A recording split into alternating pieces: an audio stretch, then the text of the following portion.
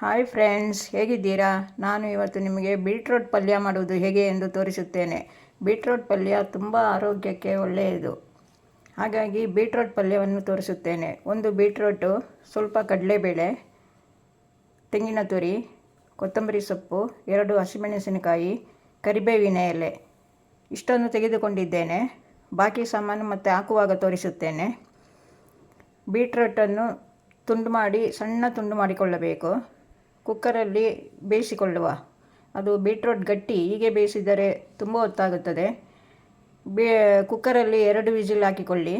ಇದಕ್ಕೆ ಸ್ವಲ್ಪ ನೀರು ಹಾಕಿಕೊಂಡು ಹದವಾಗಿ ಸ್ವಲ್ಪ ಬೇಯಿಸಿಕೊಳ್ಳಿ. ಇದನ್ನು ಸಹ ಮತ್ತೆ ನೋಡುವ. 2 ಚಮಚ ತೆಂಗಿನ ಎಣ್ಣೆ ಹಾಕ್ಕೊಳ್ಳಿ. ಸಾಸಿವೆ, ಕರಿಬೇವಿನ ಎಲೆ, 2 ಒಣಮೆಣಸು ತುಂಡು ಮಾಡಿ ಈ ಥರ ಹಾಕ್ಕೊಳ್ಳಿ. ಸ್ವಲ್ಪ ಉರಿಯಿರಿ. ಉದ್ದಿನಬೇಳೆ ಸ್ವಲ್ಪ ಕಲರ್ ಬರಲು. ಹಸಿಮೆಣಸು,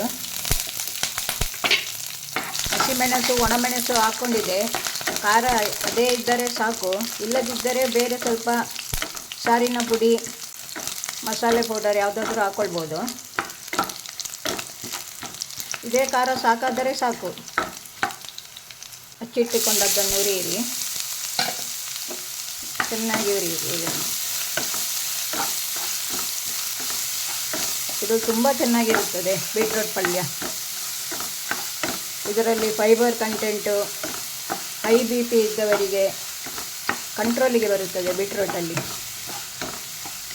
ರಕ್ತ ಕಮ್ಮಿ ಇದ್ದವರಿಗೆ ರಕ್ತ ವೃದ್ಧಿಯಾಗುತ್ತದೆ. ಕೆಲವರು ರಕ್ತಹೀನತೆಯಿಂದ ಬಳಲುತ್ತಿರುತ್ತಾರೆ. ಅವರು ದಿವಸ ಬೀಟ್ರೋಟ್ ಜ್ಯೂಸು, ಬೀಟ್ರೋಟನ್ನು ಪಲ್ಯ ಮಾಡಿಕೊಂಡೆಲ್ಲ ತಿನ್ನಬಹುದು. ತುಂಬ ಒಳ್ಳೆಯದು ಆರೋಗ್ಯಕ್ಕೆ. ಸಣ್ಣ ಮಕ್ಕಳಿಗೆ ಈ ರೀತಿ ಸಣ್ಣದಾಗಿ ಕಟ್ ಮಾಡಿ ಪಲ್ಯ ಮಾಡಿಕೊಡಿ. ಬಾಕ್ಸಿಗೆ ಸಹ ಆಗುತ್ತದೆ ಶಾಲೆಗೆ ಹೋಗುವಾಗ. ಈಗ ಇದು ಕಡಲೆಬೇಳೆ, 1 ಚಮಚ ನೀರಿದ್ದರೆ ತೊಂದರೆ ಇಲ್ಲ. ಅದರಲ್ಲಿ ಈ ಚಮಚದಲ್ಲಿ 3 ಚಮಚ ಅದನ್ನು ನೆನೆಸಿಟ್ಟುಕೊಂಡು ಸ್ವಲ್ಪ ಬೇಯಿಸಿಕೊಳ್ಳಬೇಕು. ಕಡಲೆಬೇಳೆ ಸ್ವಲ್ಪ ಗಟ್ಟಿ ಅಲ್ವಾ, ಪಕ್ಕ ಬೇಯುವುದಿಲ್ಲ. ಹಸಿಯಾಗಿದ್ದರೆ ತಿನ್ನಲಿಕ್ಕೆ ಚೆನ್ನಾಗಿರುವುದಿಲ್ಲ. ಹಾಗಾಗಿ ಸ್ವಲ್ಪ ಬೇಯಿಸ್ಕೊಳ್ಳಿ. ಅದನ್ನು 1/4 ಭಾಗ ಬೇಯಿಸ್ಕೊಳ್ಳಿ. ಈಗ ಬೀಟ್ರೋಟನ್ನು ಹಾಕಿಕೊಳ್ಳಿ. ಬೇಯಿಸಿಟ್ಟುಕೊಂಡ ಬೀಟ್ರೋಟ್ ಇದು, ಕಟ್ ಮಾಡಿ ಬೇಯಿಸಿಟ್ಟುಕೊಂಡ ಬೀಟ್ರೋಟು. ನಾನು ತುಂಬ ಸಣ್ಣದಾಗಿ ಕಟ್ ಮಾಡಿದ್ದೇನೆ. ನಿಮಗೆ ಸ್ವಲ್ಪ ಬೇಕಾದರೆ ದೊಡ್ಡದಾಗಿ ಕಟ್ ಮಾಡ್ಕೊಳ್ಳಿ. ಬೇಯುವಾಗ ಉಪ್ಪು ಹಾಕ್ಕೊಂಡಿದ್ದೇನೆ. ಕಡಲೆಬೇಳೆಗೆ ಸಹ ಉಪ್ಪು ಹಾಕಿದೆ. ಮತ್ತೆ ಕಮ್ಮಿಯಾದರೆ ನೋಡಿಕೊಂಡು ಹಾಕಿಕೊಳ್ಳಿ. ನೋಡಿ ಈ ರೀತಿ. ಇದರಲ್ಲಿ 1-2 ಚಮಚ ನೀರಿದ್ದರೆ ತೊಂದರೆ ಇಲ್ಲ, ಉರಿಯುವಾಗ ಕಡಿಮೆ ಆಗುತ್ತದೆ. ನೀರಿನ ಪಸೆ ಇಲ್ಲದಿದ್ದರೆ ಅದು ಕರಟಿ ಹೋಗುವ ಸಾಧ್ಯತೆ ಉಂಟು. ಹಾಗಾಗಿ ಸ್ವಲ್ಪ 1-2 ಚಮಚ ನೀರಿದ್ದರೆ ತೊಂದರೆ ಇಲ್ಲ. ಹೀಗೆ ಹುರಿದುಕೊಳ್ಳಿ. ಈ ರೀತಿ ಮಾಡಿಕೊಳ್ಳಿ.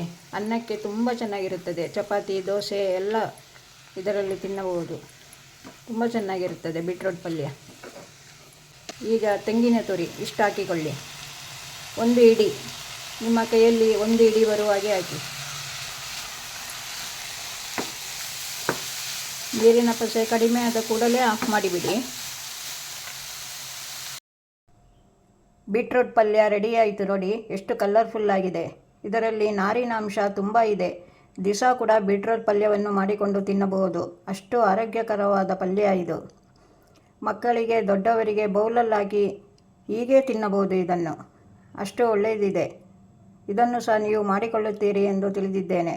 ಓಕೆ ಫ್ರೆಂಡ್ಸ್, ನಿಮಗೆ ಇಷ್ಟವಾದರೆ ಲೈಕ್ ಮಾಡಿ, ಸಬ್ಸ್ಕ್ರೈಬ್ ಮಾಡಿ, ಶೇರ್ ಮಾಡಿ. ಇನ್ನೊಂದು ವಿಡಿಯೋದಲ್ಲಿ ಸಿಗುತ್ತೇನೆ. ಬಾಯ್.